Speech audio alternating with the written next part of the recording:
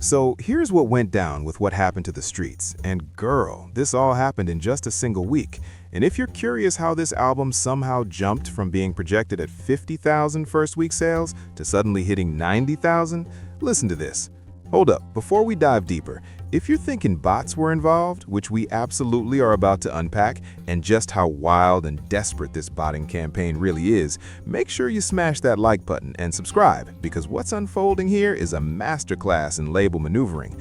This is a team pulling every trick in the book to shield an artist, protect his crew, and guard fragile egos. Seriously, hit that like, because what we are witnessing isn't just a small play. It's some of the most disgusting, underhanded tactics rap has seen in years, and it's straight up lying to us in plain sight. So before we go any further, we need to call this out together. Now, when it comes to 21 Savage and Drake, shout out to the fan who called this out early on social media when these projections dropped and suspicions started swirling. They referenced my take that this was always the plan for Drake and 21 Savage, a full-on move to try and salvage what happened to the streets, recoup losses, and prop up what's left of their careers. But here's the ironic kicker. The album's centerpiece is a track called Mr. Recoup, supposedly celebrating Drake getting back the $400 million he was handed and all the deals he somehow lucked into. And now, after all that talk about recouping, it's painfully clear that with the botting madness behind the scenes, they've done the exact opposite. They are deep in the red. Like astronomically deep, because the streams had to spike 300% to suddenly add 40,000 sales out of nowhere. And the cost of engineering that? Millions, probably. If we break it down, 21 Savage and Drake want us to buy the story that an album headlined by Mr. Recoup, which tanked hard and kept losing streams, suddenly bounced up thanks to this mysterious numbers surge.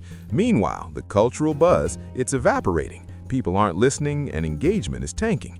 Unless you're an owl or living under a rock, you can see this dot-era scam for what it is. We are being straight up duped. And to quote Royce59, men lie, women lie, and numbers lie. You can't trust these figures for a second. That's why the calculator music crowd is so confusing. They'll hype this as a success while billions are literally being thrown just to fake first-week dominance. And the bigger question is, do these artists even care about genuine success and putting out work that actually grows their careers? Or are they just obsessed with looking cool? Because clearly it's the latter, which makes this whole grift even more pathetic. Meanwhile, artists like Lil Baby, Drake, 21 Savage, and Young Thug are churning out the lowest effort music possible just to line their pockets. And the irony is, it's working, at least on paper.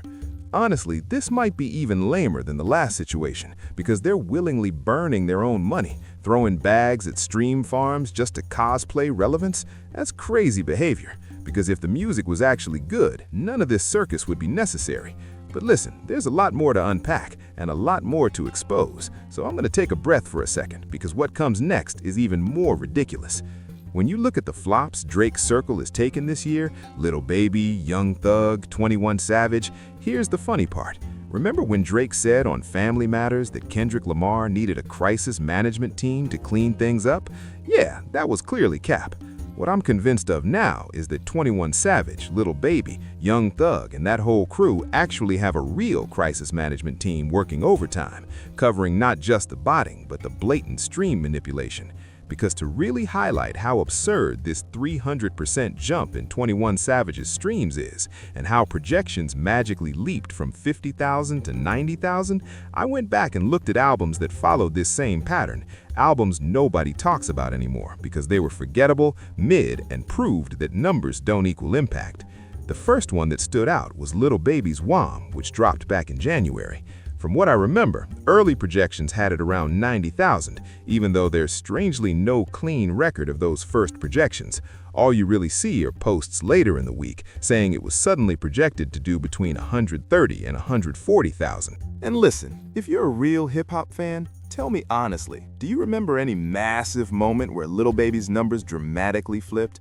Because I don't. But when you actually look at things like opening day streams and compare them to his past releases, the pattern looks identical to what we're seeing now with 21 Savage. And since all these guys are tight, it shouldn't shock anyone that they're running the same playbook to save face. Now let's talk Young Thug. Because remember the whole controversy about his album not being able to take the #1 spot from Morgan Wallen? I literally referenced this days ago when I told you Drake and 21 Savage were about to pull this same move. Then you've got that Young Thug phone call where he openly talked about trying to push the album to #1 by using their fake streams guy, the same one who supposedly knocked Dawn FM out of the top spot on the Billboard 200. And here's the wild part. Young Thug is friends with all these artists. He's a major industry figure, and he talks about fake streams like he's ordering food. Just flip a switch, call the guy, numbers fixed. And if Young Thug hadn't slipped up like that, all we'd be left with is staring at these charts and saying, yeah, that looks a little suspicious. His admission, intentional or not, completely exposed the game, showing how easy it is for any rapper or artist to make a phone call, yell a little, and have their streams magically inflated.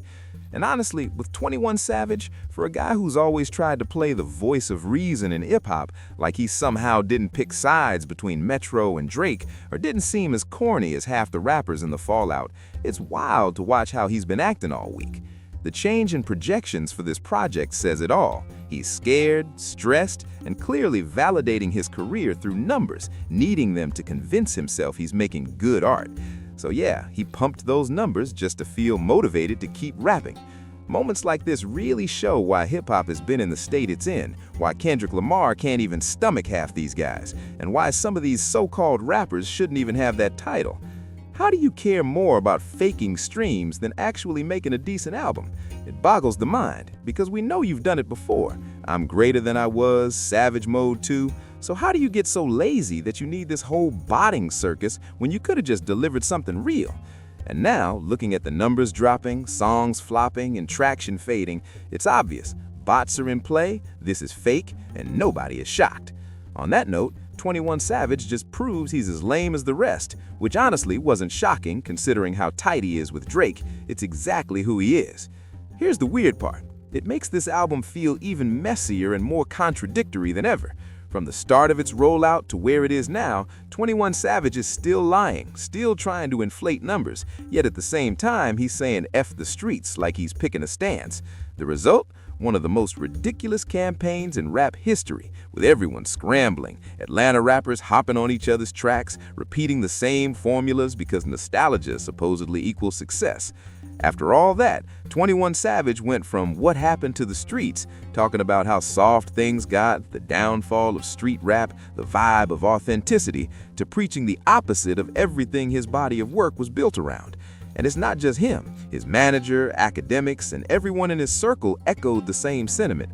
The point isn't whether the message is good or bad. It's that these guys literally stand for nothing.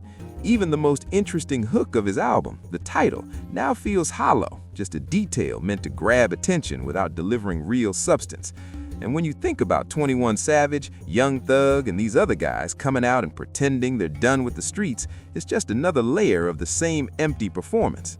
And I mean, we literally saw DJ Academic saying this after all the ridiculous stuff he's been pushing about how great street rap is. We've watched him literally build his whole career around the absolute worst parts of it. And now that Savage's album flopped, suddenly they're all pretending they're taking a different path. I mean, just get out of here with that nonsense. And why even bot music to prop up this fake moral image you're putting on when you're crashing publicly and apologizing for the world to see? Because seriously, when you hear 21 go out and say F the streets, see Young Thug echo it, Academics say it, and all these others piling on, and then you actually listen to the album and hear the themes he's pushing, this is why hip-hop fans check out. This is why these rappers never fully fit into the culture.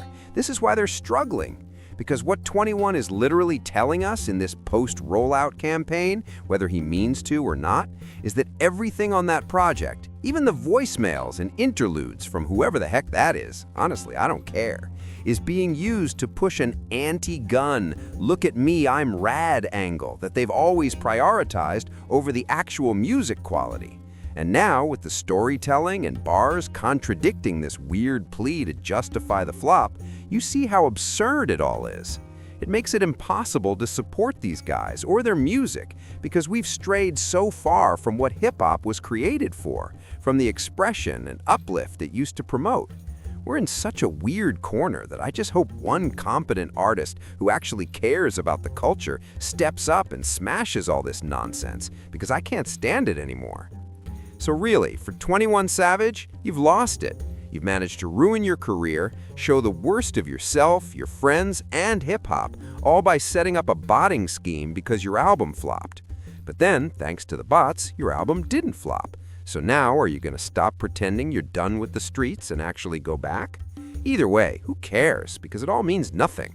I think I speak for everyone who actually likes this music when I say it's over. You've shown your true colors, and there's no coming back from this, no matter how hard you try.